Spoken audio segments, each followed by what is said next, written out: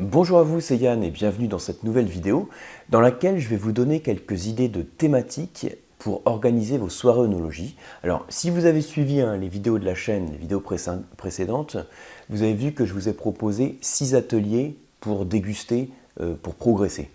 Et donc, l'idée de ces 6 ateliers, c'était de vous donner justement donc, des thématiques concrètes, pour des mises en pratique en fait, pour vous permettre de progresser dans la dégustation, que vous organisiez vos soirées au sein d'un club d'œnologie ou bien de chez vous, de votre maison, en famille, entre amis ou même seul. Et donc, j'avais clôturé la dernière fois les 6 ateliers. Et ce que je vous propose ici, c'est un atelier bonus, en fait, pour aller plus loin, pour vous donner quelques idées si vous voulez continuer à organiser des soirées dégustation. Alors, la dernière fois, si vous avez suivi, je vous ai proposé un atelier autour du climat. Et l'idée de cet atelier, vous pouvez revoir la vidéo précédente, c'était de vous donner des vins de climats différents pour voir de quelle manière ils pouvaient être impactés par le climat. Donc c'est une bonne idée pour une thématique de soirée œnologique. Alors, il y a d'autres facteurs qui jouent sur l'identité du vin. Quand vous faites des soirées, alors là c'est des ateliers qui sont orientés débutants, ces 6 ateliers du dégustateur. Et on va dire dans le cadre débutant, je considère qu'il y a 4 facteurs qui sont plus facilement décelables et qui sont donc intéressants pour organiser des soirées dégustation avec un groupe plutôt débutant. Le premier facteur, c'est le climat, dont j'ai parlé la dernière fois. Et ici, dans cette vidéo, je vais vous parler de 3 autres facteurs rapidement pour vous donner quelques idées pour organiser les dégustations. L'autre facteur, bien sûr, qui joue sur l'identité du vin, au-delà du climat, c'est le cépage. Ça veut dire que je vous propose d'organiser une soirée thématique, enfin une soirée, une journée, un moment de dégustation thématique autour des cépages, en faisant une dégustation comparative. Alors on va faire un truc simple, un truc qui, on va dire, qui saute aux yeux, au nez et en bouche, en prenant des cépages très différents en style. Par exemple, je vous donne un exemple, dégustation comparative de vin rouge, on va prendre carrément un pinot noir, un cabernet sauvignon. Donc un pinot noir de Bourgogne, un cabernet sauvignon, du bordelais par exemple. Millésime, alors si possible même millésime, ou en tout cas des vins jeunes. On fait vraiment des vins qui sont très différents en style. Par exemple, ça peut être un gamay, donc cépage du Beaujolais, ou un vin méditerranéen élaboré avec une dominante de Grenache par exemple. Volontairement, je prends des trucs très différents. Ça veut dire que quand vous faites la soirée dégustation avec le groupe de dégustateurs ou seul, ça permet de voir vraiment des profils qui sont très différents. Je reprends mes profils gustatifs pour le vin rouge. Ça, c'est l'axe de l'acidité, tanin et puis onctuosité, donc l'alcool. L'idée, si je compare un pinot noir et un cabernet sauvignon, le pinot noir aura un niveau de tanin qui sera beaucoup plus faible et plus d'acidité.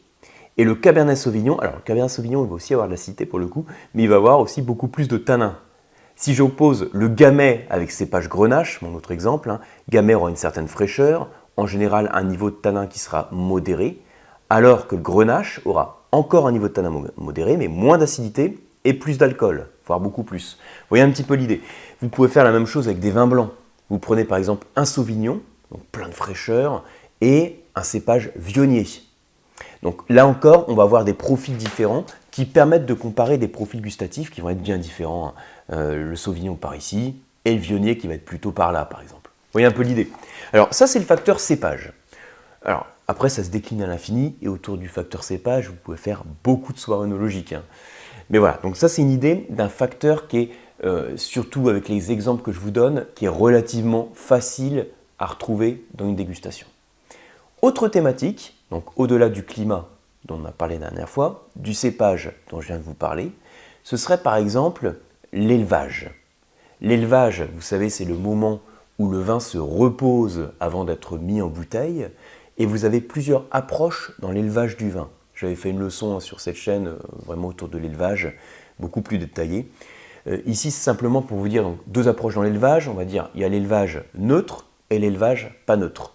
L'élevage neutre, c'est celui qui est en cuve inox, par exemple, et l'élevage pas neutre, c'est l'élevage qui est en fût, donc le contact avec le bois. Et il sera encore moins neutre si le fût est neuf.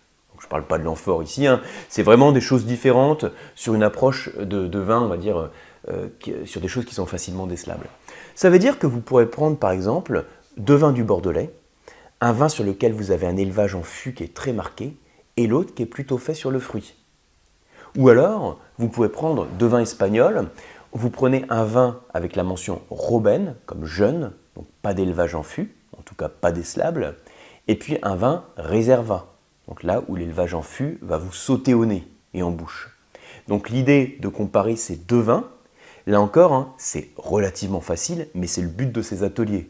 Cette série d'ateliers, c'est débutant, je vous rappelle. Donc voilà, ça c'est aussi un atelier intéressant organisé parce que ça permet tout de suite de montrer de manière très flagrante, on va dire, la différence entre le fût dans lequel vous avez l'apport du bois avec ses notes toastées et grillées, vanillées, ainsi le fût est neuf, et la cuve inox dans lequel vous avez les notes variétales, donc le côté fruité du cépage qui est mis en avant. Donc climat, cépage, élevage, et un autre facteur, ça va être par exemple le vieillissement. Donc là, idéalement, vous prenez sur un même domaine, si vous n'avez pas deux bouteilles d'un même domaine, sur des millésimes différents, vous prenez la même appellation, on va dire, et vous prenez une bouteille qui est vieille et une bouteille qui est jeune. Qu'est-ce que c'est vieux, qu'est-ce que c'est jeune? On va dire jeune, si c'est un vin qui a 1 an, 2 ans, on va le considérer dans sa jeunesse, pour faire simple ici. Et vieux, ça peut être 7 ans, 8 ans, 10 ans ou au-delà.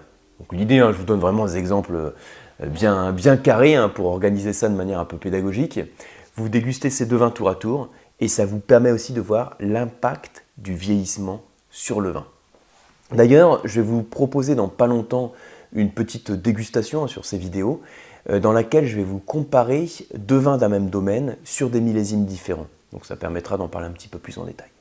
Donc voilà, donc l'idée de cet atelier bonus qui vient finaliser cette série de 6 ateliers sur les ateliers du dégustateur, donc cette série Déguster pour progresser, c'est de vous donner donc un peu une ouverture si vous avez organisé des moments de dégustation sur les thématiques que je vous ai proposées précédemment, et bien là ça vous donne d'autres suggestions pour poursuivre ces dégustations. Merci en tout cas pour votre attention, j'espère que vous allez pouvoir refaire ces ateliers chez vous, en famille, entre amis, seul, avec votre club d'ono. Ça c'est vraiment en fonction de la manière dont vous organisez vos dégustations. Si vous avez aimé la vidéo, merci de la liker, merci de la partager. Et pour ma part, je vous retrouve sur les cours d'onologie et sur les diplômes sur le site lecoam.eu. Et si vous vous formez exclusivement à distance, je vous retrouve aussi sur les masterclass de dégustation. Merci beaucoup et à bientôt.